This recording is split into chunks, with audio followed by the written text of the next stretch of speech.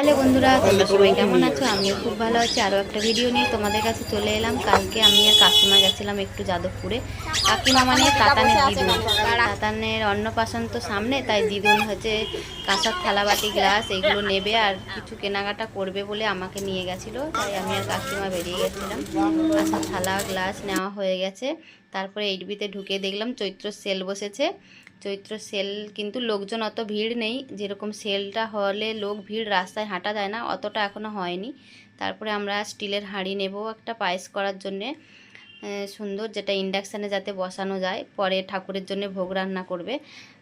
তাই এই হাঁড়িটা পছন্দ হয়েছে, খুব সুন্দর ডিজাইনটাও কাকিমার আমি পছন্দ করে নিয়েছি। তারপরে তাতানের জন্যে টোপর নেব, অন্নপ্রাশনের টোপর, তাই দশকর্মা দোকানে চলে এসেছি, একটা টোপর পছন্দ করে নিয়ে নিয়েছি। তারপরে দেখতেছি যে বাড়ি আসার সময় একটু দেরি হয়ে গেছিলো আমাদের, কিনতে একটু সময় তো লাগে। তারপরে বাড়ি আসবো কী করে, এত ঝড় বৃষ্টি শুরু হয়ে গেছে, অটো দেখি এত লাইন অটো।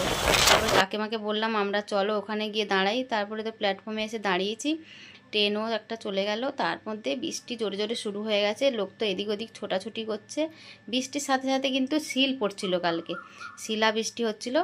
আমি একটু সেই সময় ভিডিও করে নিলাম। কেমন লাগলো তোমাদের ভিডিওটা জানিও বন্ধুরা। টাটা।